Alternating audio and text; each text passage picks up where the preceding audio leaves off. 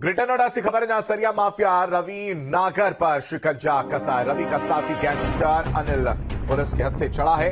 रवि समेत 16 लोगों पर पुलिस ने गैंगस्टर एक्ट में कार्रवाई की थी। रवि नागर समेत सभी पर ट्रक से जबरन सरिया उतरवाने का आरोप है।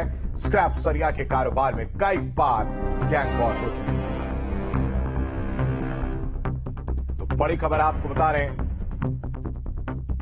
ग्रेटर नोएडा से सरिया माफिया रवि नागर पर शिकंजा कसा है। रवि का साथी गैंगस्टर अनिल पुलिस के हत्थे चढ़ा है।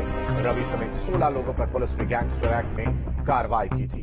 रवि नागर समेत सभी पर ट्रक से जबरन सरिया उतरवाने का आरोप। स्क्रैप सरिया के कारोबार में कई बार गैंग वॉर हो चुकी है।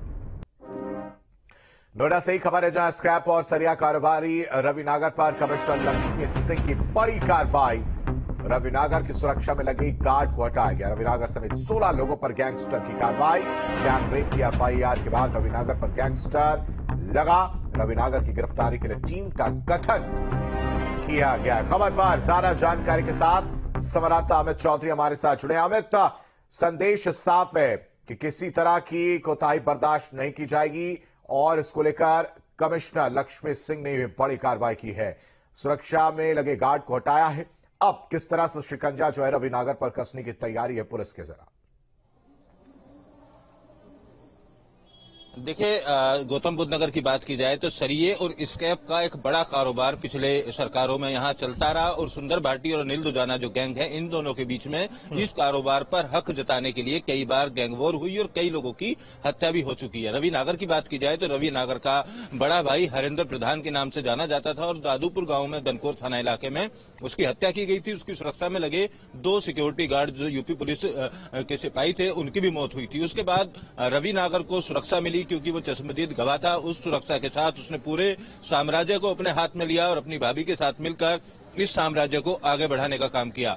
इसी पिछले काफी दिनों से चर्चाओं में बार बार रवि नागर का नाम सामने आया करता था कि स्क्रैप के कारोबार में जितनी भी बड़ी बड़ी मल्टीनेशनल कंपनियां हैं, उन कंपनियों से स्क्रैप जो निकलता है उसको अपनी रसूख के बल पर औने पौने दाम में लिया करता था और बाजार भाव पर तमाम जो भी स्क्रैप वहां से मिलता था उसको बेचा करता था। दूसरी तरफ एक काफी बड़ी construction site Noida, greater Noida में अलग अलग चल रही है, चाहे बिल्डरों की है चाहे कंपनियों की है। उन कंस्ट्रक्शन साइट पर पहुंचने वाले जो लोहा था, सरिया था, उस सरिये को जबरन ट्रकों से उतरवाने का काम रवि नागर द्वारा किया जाता था। और पिछले काफी दिनों से लगातार नोएडा, गाजियाबाद की बात की जाए तो इन जिलों में इसका गैंग सक्रिय था। जो ड्राइवर सरिया उतारने का विरोध किया करता था, उन ड्राइवरों की हत्या करने तक की खबरें पिछले दिनों सामने आई थी। हालांकि कुछ ट्रक अपने बनाए और सरिया लाने वाली कंपनियों में सीधा डायरेक्ट अटैचमेंट किया और जिस जगह सरिया पहुंचना था वहां मैनेजरों को डरा धमकाकर उस सरिये को पूरा तुलवाने का काम किया करता था। तो अब जो कार्रवाई कमिश्नर लक्ष्मी सिंह की तरफ से इस गैंग के ऊपर की गई है, एक प्रभावी कार्रवाई के तौर पर इसको देखा जा रहा है,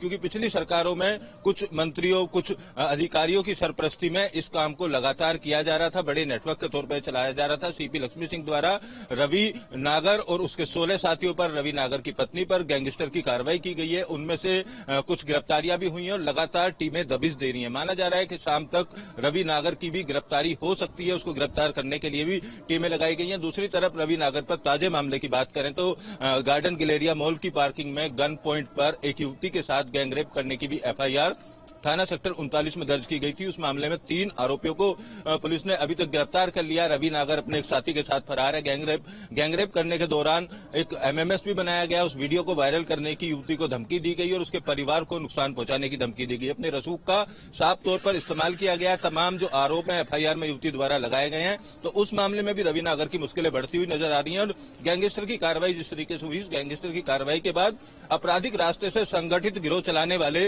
रवि नागर ने जो भी संपत्ति अभी तक अर्जित की है, जो भी अचल संपत्ति उसके पास है, जितनी कंपनियां, सेल कंपनियां बनाई है जिनके नाम पर टेंडर लिया करता था, उन सबकी संपत्ति की जांच भी शुरू कर दी गई है। तो माना जा रहा है आने वाले दिनों में अपराध के रास्ते से कमाई हुई संपत्ति को भी कुर्क किया जाएगा। अवैध निर्माणों पर बुलडोजर चलता हुआ दिखाई देगा। एक बड़े गैंग के ऊपर प्रभावी कार्रवाई के तौर पर इस कार्रवाई को देखा जा रहा है। ठीक है, मैं तमाम जानकारी के लिए आपका